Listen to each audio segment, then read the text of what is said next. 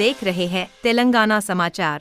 Ration కార్డుల జారీకి పటిష్టమైన కార్యాచరణ ప్రణాళిక రూపొందించాలని ముఖ్యమంత్రి రేవంత్ రెడ్డి గారు ఆదేశించారు.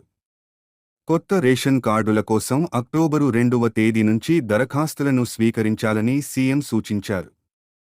రేషన్ కార్డుల జారీకి సంబంధించిన ఈ విధానాలపై ముఖ్యమంత్రి గారు సచివాలయంలో ఉన్నత స్థాయి సమీక్ష నిర్వహించారు. ఈ సందర్భంగా రేషన్ కార్డుల జారీకి సంబంధించి మంత్రులు ఉత్తమ్ కుమార్ రెడ్డి గారు, దామోదర రాజనరసింహ గారు, పొంగులేటి శ్రీనివాస రెడ్డి గారు అధికారులకు పలు సూచనలు చేశారు. అర్హులందరికీ డిజిటల్ రేషన్ కార్డులు ఇవ్వడానికి సంబంధించి కసరత్తు చేశారు. ఈ అంశంపై త్వరలోనే మరోసారి సమీక్ష నిర్వహించాలని నిర్ణయించారు.